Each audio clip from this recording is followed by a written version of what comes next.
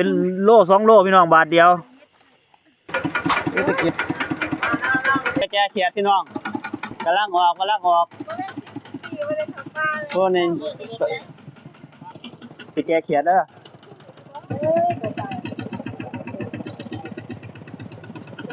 รถวีโก้ข้อยาวเนาะวีโก้ข้อยาว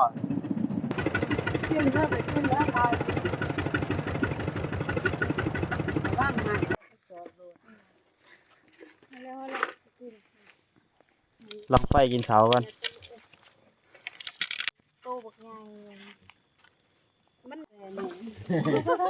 ว่าแกเนี่ยจะลงพวกนี้นะน้ำนัก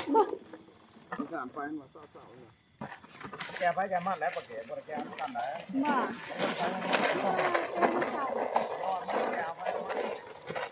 เรื่องวิธีแก่เขียดนี่พี่น้องผู้ใดบ่เคยแก่นี่ส่งนี่เด้อเนี่ยเบิ่งนะ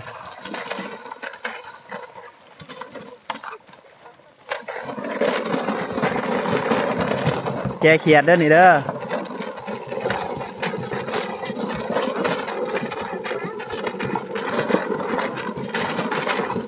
เคยเห็นบ่เนาะผู้ใดเคยเห็นเนี่ยแต่อยู่โขกพุ่นน่ะอุ้ยพุ่นน่ะแตกอยู่โขบเขียดไหมพุ่นน่ะเขียดตะมูเต้นอยู่ลงพุ่นน่ะหลายแท้ปาดเห็นป่ะหลายเป็นหลายพุ่นน่ะเห็นบ่ไหนพี่น้องเขียดตะมูแตกอยู่โขบพุ่นน่ะพุ่นน่ะ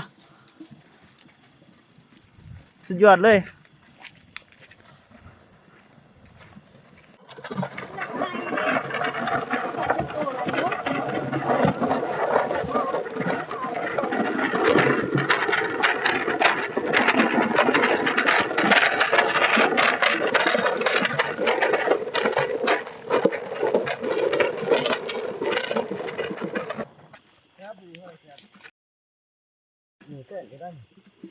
เอ้าพี่เขียนอยู่ไหนนี่นี่พี่น้องได้ลายเลยเพียบเลยเขียนเนาะเขียนง่ายตักแตนกันนี่หลายเป็นหลายพี่น้องเป็นโลเป็นร้อยตัวแกหน่อยพี่ง่ายอีกแล้วนี่เต้นอยู่พอเขาบริแกขึ้นหนึ่งบริแกนะเราเฮ็ดค่ะเต้นนี่นี่แม่งมันหน่อยบริแกขึ้นมาเดี๋ยวตอนใส่ขาเดียวเหรอพี่น้องแกต้องใหญ่ไม่เชื่อแกนี่แหละคอยแกปอนกันครับครับแล้ว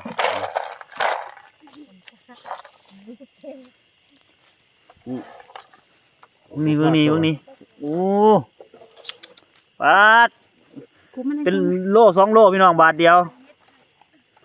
มีตะเกียบตะโมเขียดตะโมเขียดข้าค่ำก็มีโอ้ปะเกศสิหลอกนะเอาไฟแล้วพี่เป็นสัตว์นะคอยยางมันใส่ยังเอาใส่เป็นโลเลย2 โลโลกว่านี่เขียดข้าค่ำก็มีเขียดตะโมเขาบริแกขึ้นนี่ใส่ไปแกมาได้จะพักลบไปนะรอบหนึ่งโลเกือบ2 โลไปเขียดตะโมเขียดข้าค่ำไฟทางไฟทำไมรถน้องข้าวเองขอตอนพักรอบหนึ่งได้เนี่ยได้แกอีกนี่ตัวใหญ่ใช่นี่ดิ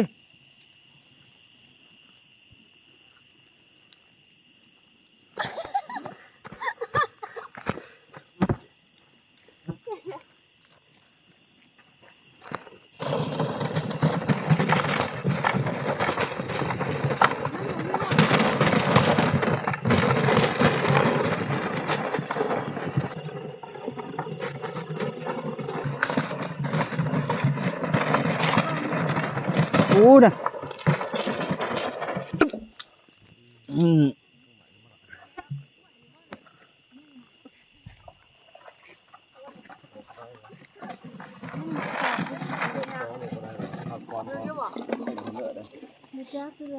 เอาก่อนปกรณ์บันจะมาใส่ไหม รอบสองอู้ได้อยู่เด้อได้เติบอยู่เด้อนี่คุณน่ะ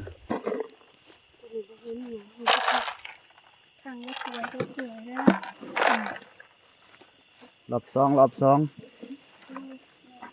โอ้ยังได้อยู่เด้อ นี่ห้องก่อยนี่โอ้ยนี่ เอาไม่เคี้ยว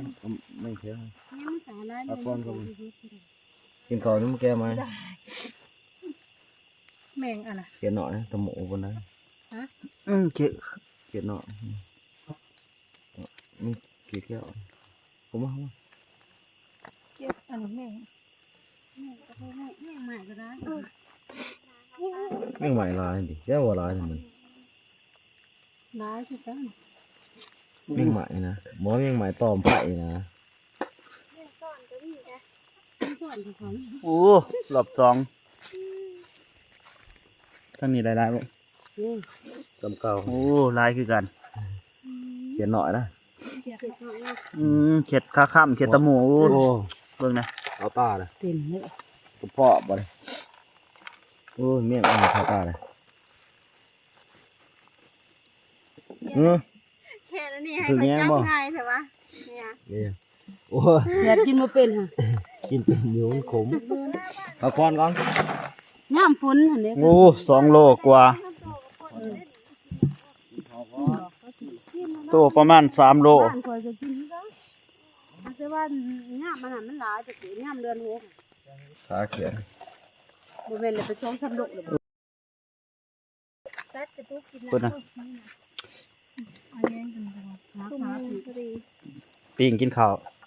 ดังไฟไว้ล่ะ ขา หนูเขียดขาข้าม ขาเหลือ ขาเหลืองนั่นแหละขาข้ามคือกันขาเหลืองก็ได้ ขาขับมาหลอดได้ ครับเอาเวทนี้ด้วยป่ะ โหลงไป เดี๋ยว ก้อนนั้นสิ ไม้ก็ซุกเมื่อเลยบ่ เว้นพอ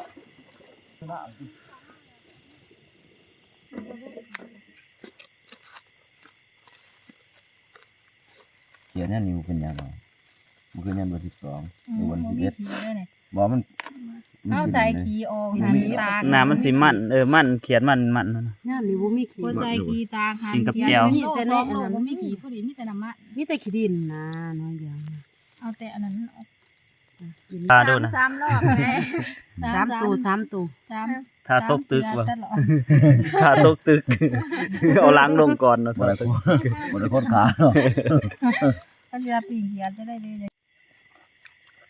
แซ่บบ่แซ่บบ่ แซ่บๆเป็นยา แซ่บดีมากเลยเล็กตัวหนึ่งเลยนะฮะ มีกระปูหน่อย2ตัวแล้ว จะกินมาสามตัวจ้าหมา สมาชิกเฮา บ่ว่าตัวนึง กินกับปลา เป็นข้าวปลา อร่อย แซ่บแล้วเนาะสด ต้มหน่อย หอมอีกอ่ะ หอมเลย ค่ะ ๆกินข้าวแล้วก็มาหารอบ3อุ้ยเขียดตะหมูเอา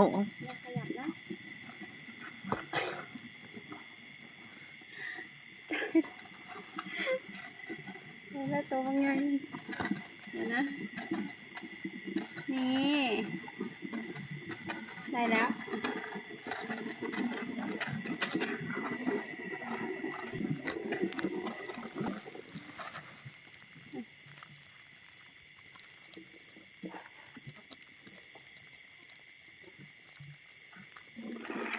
เข้าไป ได้บ่ได้บ่ อันนี้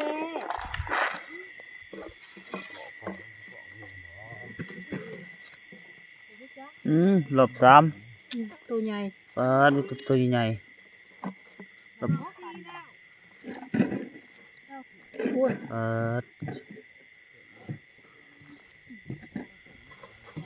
เขียดตะโม นี่แต่ตะหมูเนาะดอกนี้เนาะ อืม นี่เกตะหมูดอกนี้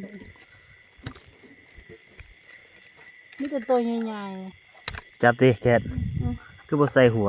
ๆใช่บ่ได้นี่แต่เกตะหมูเท่านั้น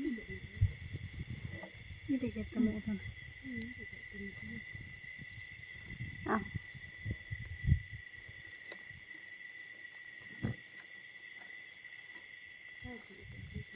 มันเหงามันบ่ดีมัน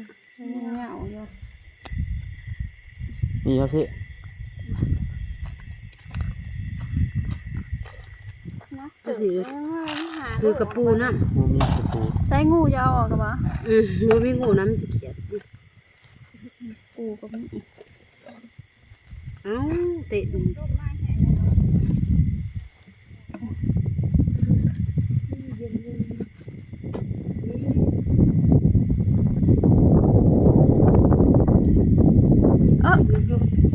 ่ะเรื่องใหม่